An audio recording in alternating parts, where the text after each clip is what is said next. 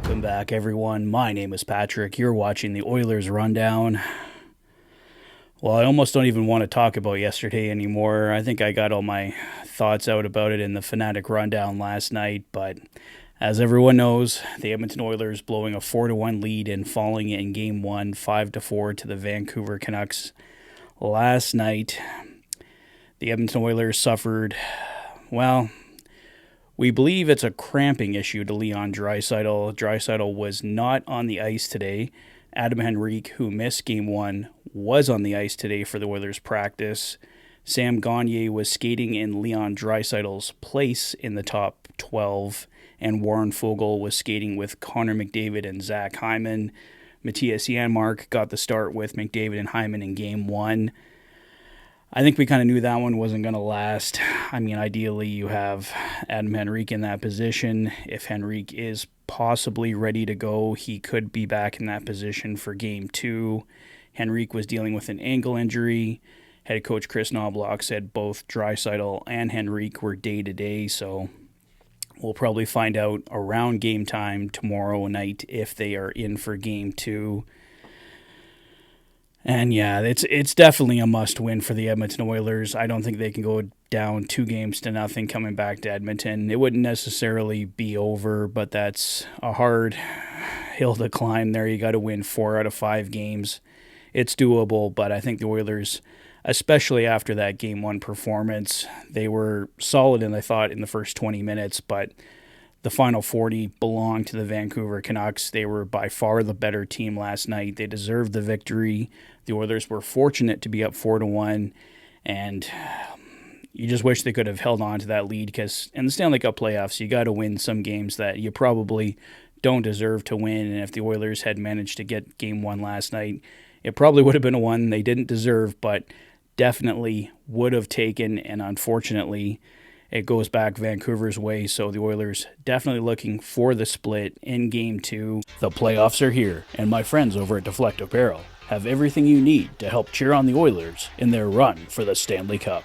They even have your furry fans covered too. Check them out at deflect.net and use the code FANATIC20 at checkout for 20% off your order. Check out more in the description below, and stay tuned for upcoming contests.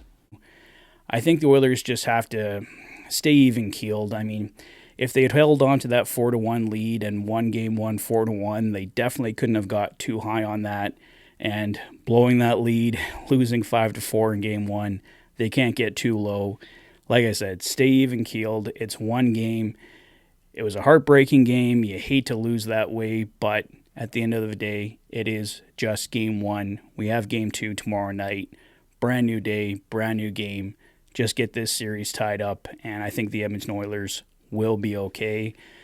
Pretty much every media outlet favored the Edmonton Oilers going into this series, and I didn't really like all the hype that the Oilers were getting. I mean, obviously the Oilers are my team, and I want them to win, and you like seeing good things written about them, but I knew right from the start this series was going to be tight, this series was going to be close, and the Vancouver Canucks, if the Oilers can overcome them, are not going to be an easy out. I picked this series to go 6 games, and I have no doubt it is going to go 6 or 7 games. This one's going to be a battle. I don't see either team walking away with this.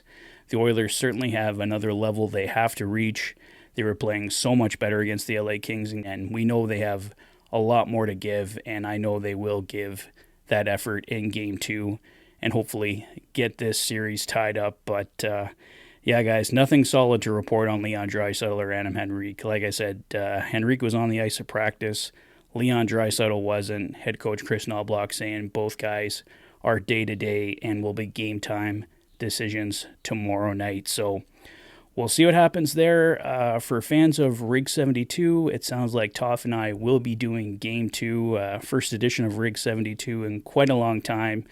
If you've never watched Rig 72, it's basically Toff and I just discussing the game. We'll give it probably a little bit of play-by-play, but that's more of a Tyson's thing over at Dolany TV. We're just basically all together watching the game, and we can discuss it as it's going on there, and hopefully we're discussing a big Game 2 win for the Edmonton Oilers. So feel free to join Toff and I tomorrow night on the channel. You can get the game on in the TV in the background and follow along with us on your laptop, tablet, whatever you use there. And like I said, hopefully we're all together enjoying a big Game 2 win. So I think that's all for me for now, guys. But yeah, just a game the Oilers have to put behind them, find a way to win Game 2, and get this series tied up.